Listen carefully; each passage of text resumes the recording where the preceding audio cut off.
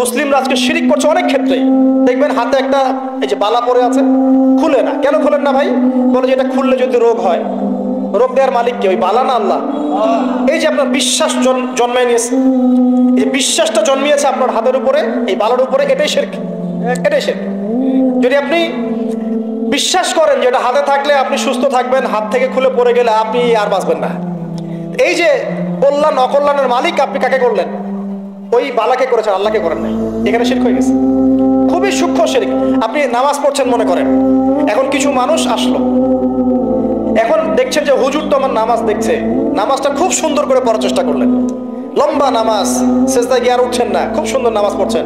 এই যে মানুষকে দেখানোর জন্য নামাজটা পড়ছেন, এটা শিরক। এটা কি? এটাও শিরক। এই যে গণক বসে আছে রাস্তার পাশে, দেখবেন টিয়া পাখি, টিয়া পাখি নিয়ে, তারপরে যে কাগজ নিয়ে আসেন ভাই ভাগ্য পরীক্ষা করে দেই। আরে ভাই, তুমি যদি মানুষের ভাগ্যই পরীক্ষা করতে পারবা, তো তুমি রাস্তার পাশে কেন? তোমার ভাগ্য কেউ পরীক্ষা করেনি কখনো? এতটুকু কমন সেন্স আমাদের নাই? ও যদি আমার ভালো মন্দ করতে পারে, ভবিষ্যৎ বলতে পারে, তাহলে ও রাস্তার পাশে বসে আছে কিছু? ওর তো প্রাইম মিনিস্টার হওয়ার কথা, এখন ওর তো ইলেকশন করার কথা। তো দেখেন, এই যে ওখানে গিয়ে আমরা কি করি, ভাই আমার হাতটা দেখে দেন, ভাই আমার অতীত বলে দেন, ভবিষ্যৎ বলে দেন। এবং এগুলো দিন দিন বাড়ছে, কিন্তু এর রাশিফল, কবিরাজি, গণক, এগুলো দিন দিন বাড়ছে। এবং আমি লক্ষ্য করছি দিন দিন আরেকটা জিনিসও বাড়ছে, সেটা হলো জাদুবিদ্যার চর্চা করা। এবং গ্রামে গঞ্জে কুফুরি বাড়ছে না? কুফুরি করা, তাবিজ করা, বিচ্ছেদ করা, স্বামী স্ত্রীর বিচ্ছেদ করা, মেয়েকে বশ করা, সন্তানকে বশ করা, বাড়ছে না? সবই শিরক, এগুলো সবই কুফুরি। এগুলো মুসলিমরা করছে না? মুসলিমরা এসব শিরকে লিপ্ত আছে বলেই তো অন্তর কঠিন হয়ে গেছে। ফাকাসাত কুলুবুহুম, তাদের অন্তর কঠিন হয়ে গেছে।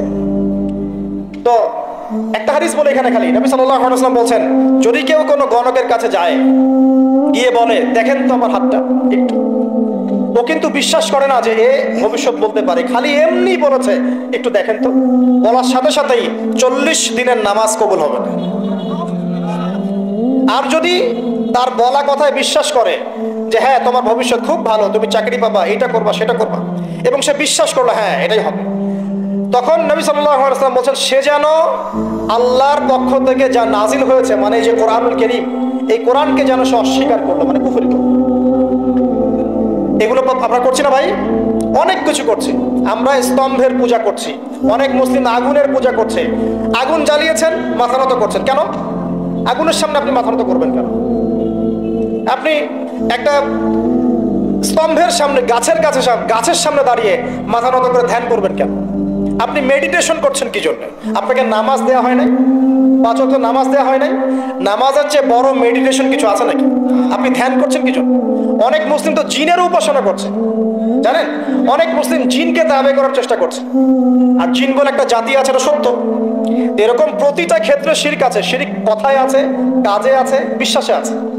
দেখবেন মুসলিমরাই আল্লাহ ছাড়া অন্য কারো কাছে দোয়া করছে, মুসলিমরা নজর মানত করছে অন্য জায়গায়, আল্লাহর জন্য নজর মানত করছে না, অন্য কাউকে সন্তুষ্ট করার জন্য করছে। সন্তান হয় না, সন্তান হয় না, এখন কি হবে? সন্তান হয় না তো অমুকের কাছে যাও, সেখানে গিয়ে বকরি জবাই দাও, সন্তান হবে। সুবহানাল্লাহ।